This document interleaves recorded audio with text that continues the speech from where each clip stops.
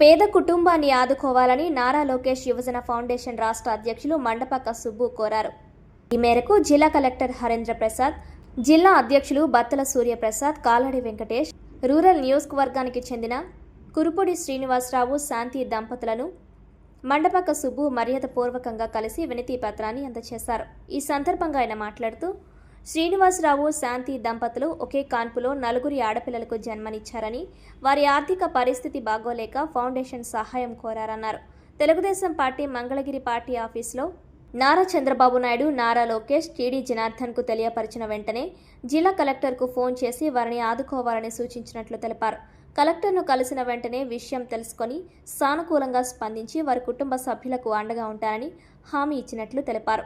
అదేవిధంగా 4 పిల్లల తండ్రి అయిన శ్రీనివాస్కు ఉపాధి అవకాశాలు కల్పిస్తామని తెలిపారన్నారు. ఈ కార్యక్రమంలో ఫౌండేషన్ సభ్యులు శ్రీనివాసరావు, శాంతి, వారి కుటుంబ సభ్యులు, 4 కవల పిల్లలు పాల్గొన్నారు. కాకినాడ జిల్లా రూరల్ నియోజకవర్గానికి చెందిన ఊరుపూడి శ్రీనివాసరావు, శాంతి దంపతులకు ఒకే కాన్పులో 4 ఆడపిల్లలు జన్మనిచ్చారు. మరి ఒకే కాన్పులో 4 ఆడపిల్లల వల్ల చాలా ఇబ్బందులు పడుతున్నారు. మరి వీరికి సహాయం చేయాలని నారా లోకేష్ యువజన ఫౌండేషన్ ద్వారా మరి అప్పుడప్పుడు నెలవారీ అని సహాయం చేస్తున్నాము.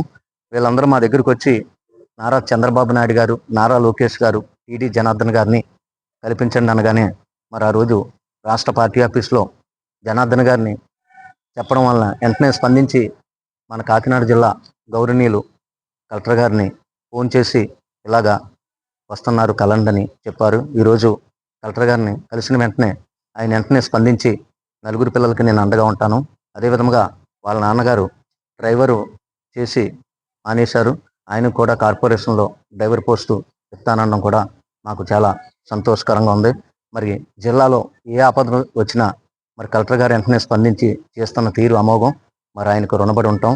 అదేవిధంగా సేవా సంస్థలు కానీ, స్వచ్ఛంద సంస్థలు కానీ వీళ్ళందరికీ సహాయపడాలని కోరుకుంటూ మరొకసారి కలెక్టర్ గారికి నా హృదయపూర్వక అభినందనలు తెలుపుతూ సెలవు తీసుకుంటున్నాను.